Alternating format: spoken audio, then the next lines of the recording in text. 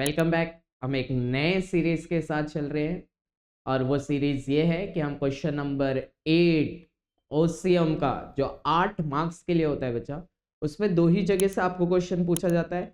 वो है एक चैप्टर नंबर 4, एक है चैप्टर नंबर 8।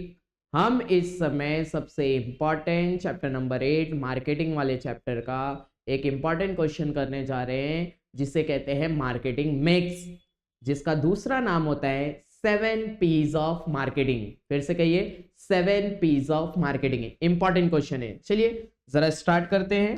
तो और ये क्वेश्चन हमारे स्टार्ट करते हैं, हमें सबसे पहले थोड़ा सा इंट्रोडक्शन देना पड़ेगा बच्चा। इंट्रोडक्शन में आपको याद रखना है सबसे पहली लाइन यहां से लेके आप यहां तक आएंगे बच्चा, ये आपकी पहली लाइन होगी इंट्रोडक्शन की। फिर दूसरी लाइन आपको यहां से लेके यहां तक लेके आनी पड़ेगी, इंपॉर्टेंट हो जाएगा। फिर आपको यहां से लेके 1960 तक जाना है। फिर आपको यहां से इससे लेके 1981 तक जाना है। इस तरह से आपकी 4 लाइन के इंट्रोडक्शन बनने चाहिए। जैसे पहली लाइन आपको क्या बोलता है, marketing mix is a combination of different market variables. Example के लिए अगर हम बात करें अलग अलग वेरिएबल्स में, हमारे पास क्वेश्चन बोलता है 7 P's of marketing. 7 P's of marketing. अच्छा, ये दो पार्ट्स में बटा हुआ है बच्चा। सबसे पहले 4 P's अलग हो जाते हैं, फिर दूसरा कौन से P's आते हैं, जल्दी बोलिए, 3 P's हो जाते हैं। तो ध्यान दीजिए एक एक करके। सबसे पहले आपका प्रोडक्ट होता है, फिर आपका प्राइस होता है, फिर आपका प्लेस होता है, फिर आपका प्रमोशन होता है। ये 4 अलग हो गए। कौन कौन हो गए? Product, price, place, promotion. ठीक है। फिर उसके बाद एंडिंग के 3 आपके बनते हैं। सबसे इंपॉर्टेंट होता है पीपल, फिर होता है प्रोसेस, फिर होता है फिजिकल एनवायरनमेंट। याद रखिएगा।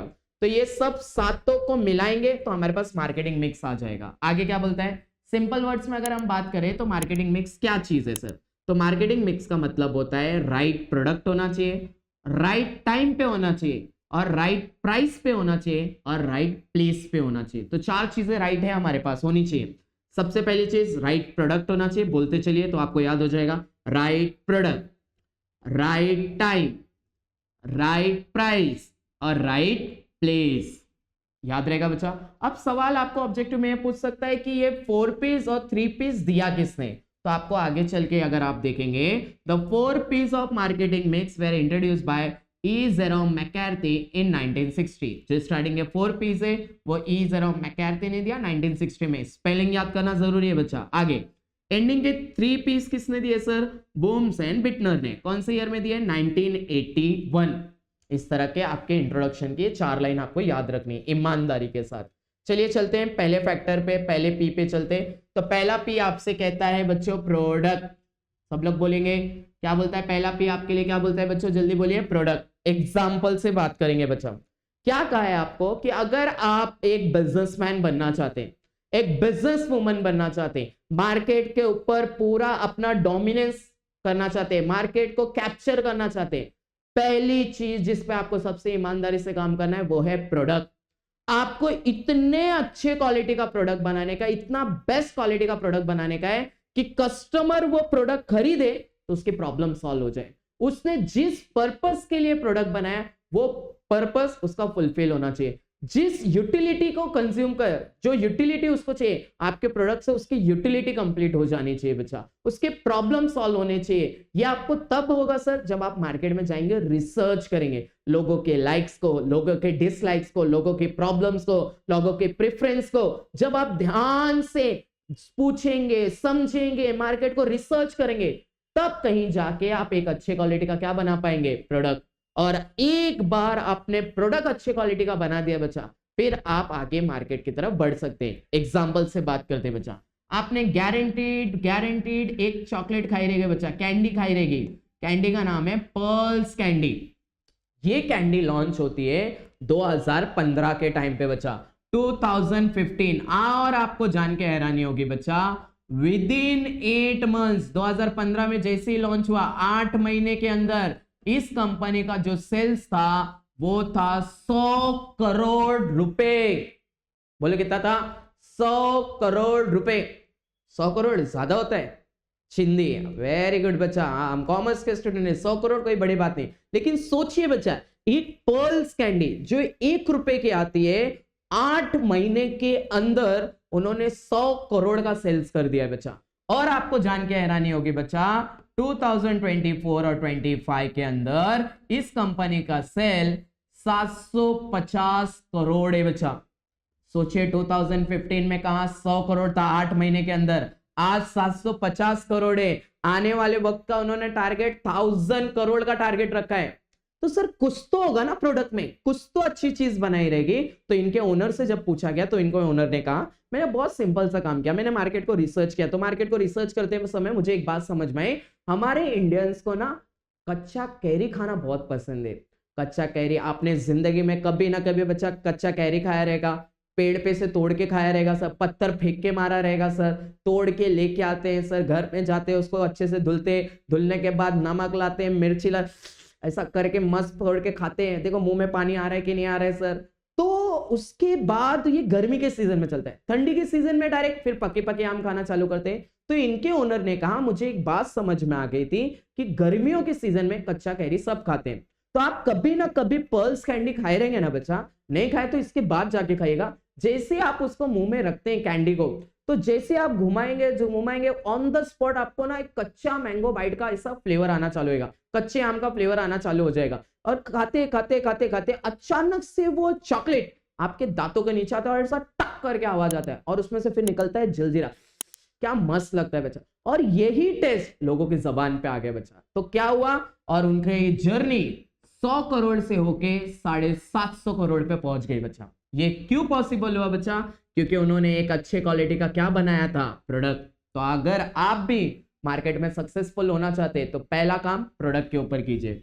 चलते नेक्स्ट काम देखते हैं। सर नेक्स्ट काम किसके ऊपर ध्यान दिया गया है, तो नेक्स्ट काम उन्होंने बोला है बच्चा आपको जिसके ऊपर ध्यान देना है वो है प्राइस। बोले किसके ऊपर ध्यान देना है, प्राइस। क्योंकि आप जो प्रोडक्ट बना रहे हो वो फ्री में तो नहीं बेचने वाले हो, आपको उसका कुछ ना कुछ प्राइस डिसाइड करके रखना है।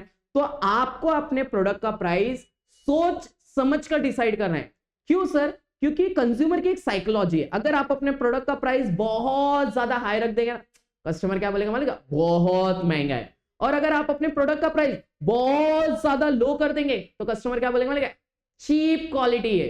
तो दोनों तरफ से आपको ध्यान रखना है, ना ज्यादा हाई होना चाहिए ना ज्यादा लो होना चाहिए। आपको डिसाइड करना पड़ेगा आपके प्रोडक्ट की कैटेगरी क्या है।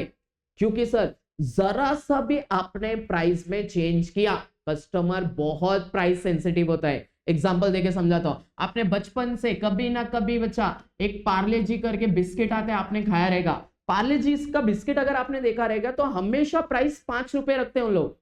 सर वो कभी 6 रुपए नहीं करते, क्योंकि सर वो मैदा का प्राइस बढ़ते जा रहा है, शुगर का प्राइस बढ़ते जा रहा है, कितनी सारी चीजों का प्राइस बढ़ गया, लेकिन वो 5 रुपए से कभी 6 रुपए 7 रुपए नहीं किए। उसके पीछे रीजन ये है बच्चा कि कस्टमर बहुत ज्यादा प्राइस सेंसिटिव होता है। अगर 5 रुपए की जगह पे 6 रुपए प्राइस कर दिया गया तो कस्टमर को 1 रुपए एक्स्ट्रा देना पड़ेगा। तो कस्टमर बोलेगा एक काम करो, पार्ले जी का प्रोडक्ट मत दो, उसके जगह पे कोई और प्रोडक्ट दो। तो सेल्स डाउन चला जाएगा 1 रुपए से बढ़ाने की वजह से। तो इसी वजह से पार्ले जी देखो स्ट्रैटेजी क्या बोलता है सर, वो 5 रुपए ही प्राइस रखता है, बस आपका जो बिस्किट का साइज था, बिस्किट के क्वांटिटी थी, उसको कम कर देता है बच्चा। तो याद रखना है प्राइस बहुत ज्यादा सोच समझ के आपको रखना है, ना ज्यादा बहुत ज्यादा हाई ना बहुत ज्यादा लो। एग्जांपल अगर मैं आपको दूं बच्चा, एक कंपनी आपने नाम सुना रहेगा बच्चा, क्या बोलते हैं इसको, बिस्लरी। क्या बोलते हैं, बिस्लरी।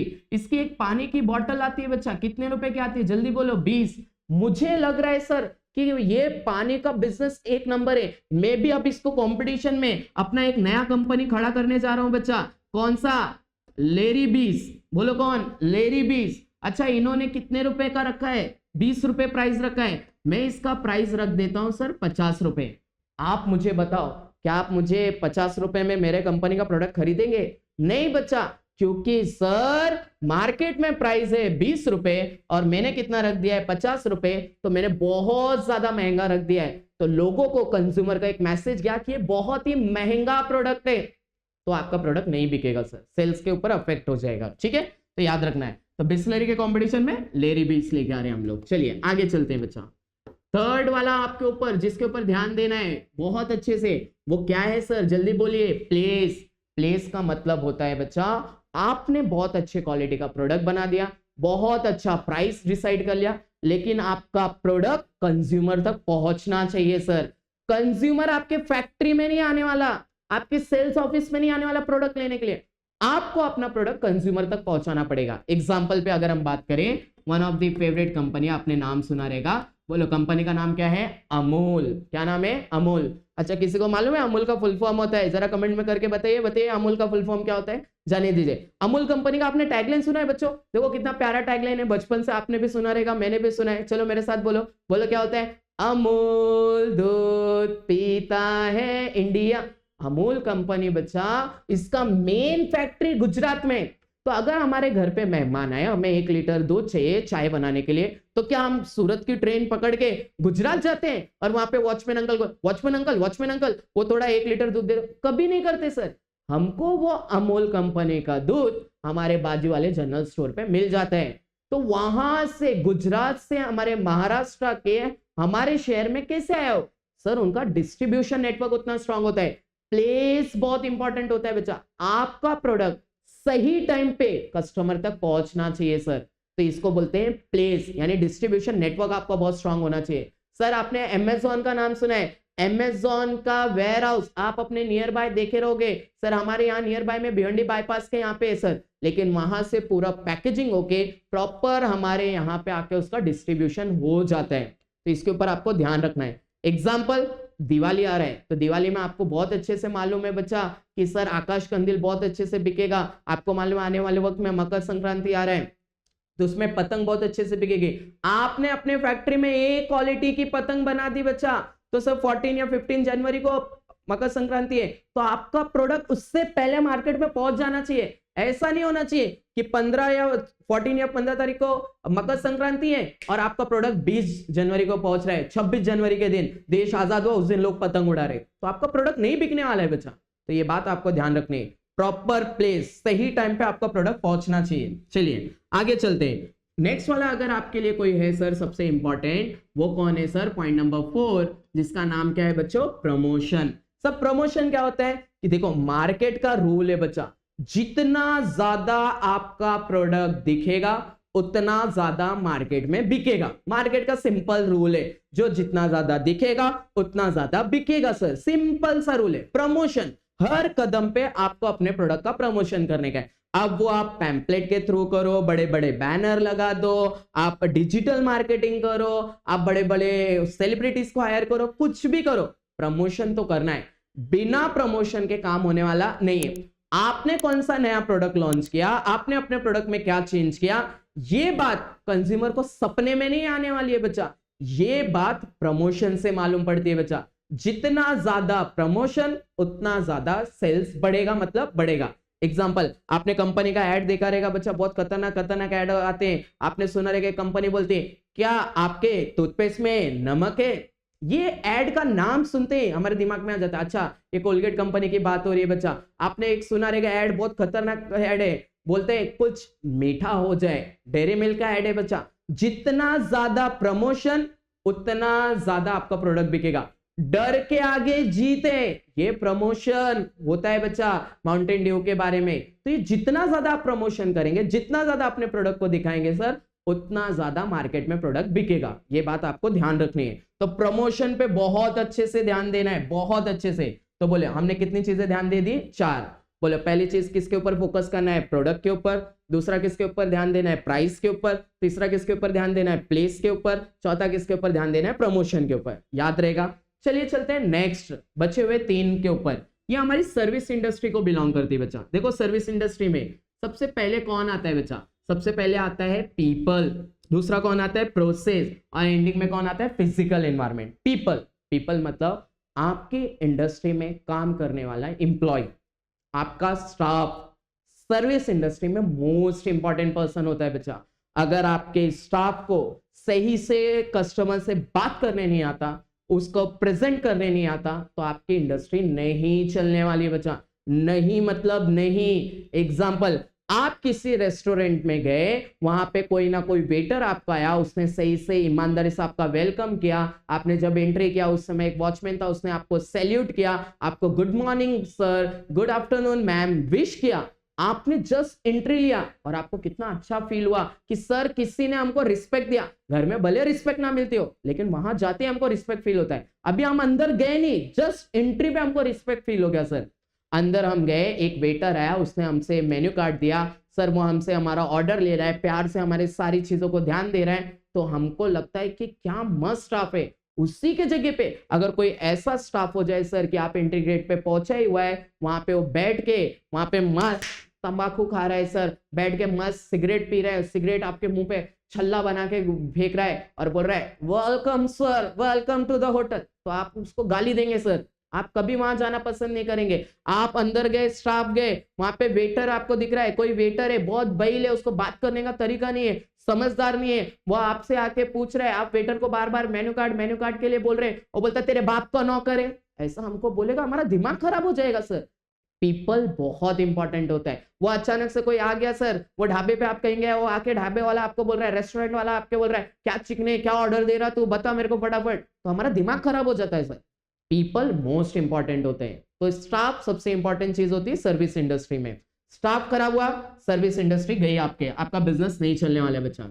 चलिए नेक्स्ट वाला किसके ऊपर ध्यान देना है सर, प्रोसेस के ऊपर। देखिए बच्चे याद रखिए, बिजनेस में आपकी सर्विस इंडस्ट्री में जितना इजी आपका प्रोसेस रहेगा उतना ज्यादा कस्टमर को अच्छा लगता है। आप कभी किसी रिसोर्ट में जाइए, जैसे आप कभी वेट एंजॉय जाइए, तो वेट एंजॉय में जैसे आप एंट्री करेंगे, एंट्री करते ही आपका बैग का चेकिंग हो जाता है। बैग चेकिंग करने के बाद फटक से आप बैंड खरीद लीजिए, बैंड रख के अंदर जाएंगे, आपका स्कैनर हो जाएगा, स्कैनिंग होने के बाद फटक से आप चेंजिंग रूम में जाइए, चेंजिंग रूम में फटाफट जाने के बाद कपड़ा चेंज कीजिए, फटक से उड़ी मारिए।